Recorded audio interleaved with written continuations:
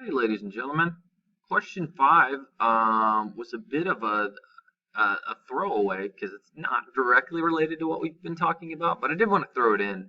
I promise you I won't put any sequences on our test, but a sequence is very much like a function.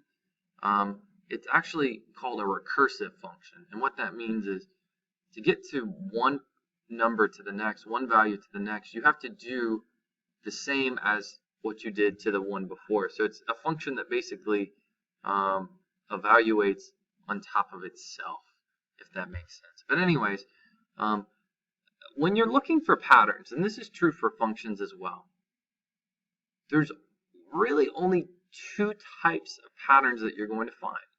Patterns that are additive or multiplicative.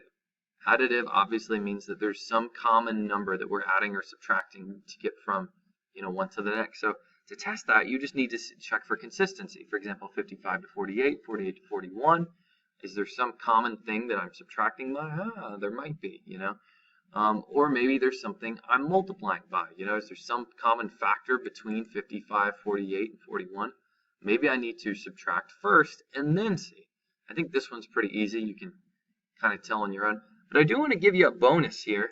Let's skip all the way ahead to question 8 and try to figure out this pattern thing with a function table. I know it's a little harder, but again, think about it. How do you get from 1 to 0, from 2 to 1, from 3 to 2, from 4 to 3? I think the obvious answer is minus 1, minus 1, minus 1, minus 1. If I'm minus 1 from every single one of my inputs, I'm left with all of my outputs.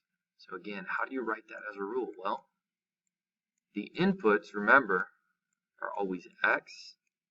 And then I have to say, all right, what am I doing to my inputs? Obviously, all of these were my different values for x. I'm going to say x minus 1. And that's it. Again, if that doesn't work, if we're not adding or subtracting, then see if we're multiplying something, and if not multiplying, then see if we're squaring something. If you can't figure it out at that point, then go back and just double check. Sometimes there will be a giveaway. If there's ever 0, in your table, that will automatically tell you, hey, what am I doing adding or subtracting wise?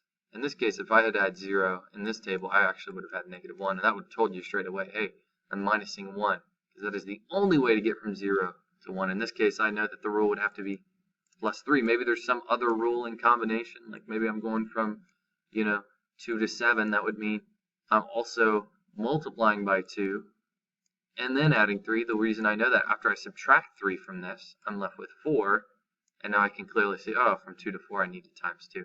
A little more complicated, but I think you guys can really figure that out if you put your mind to it. Let me know if you need help with these. We'll work on these later in class. Thanks, guys.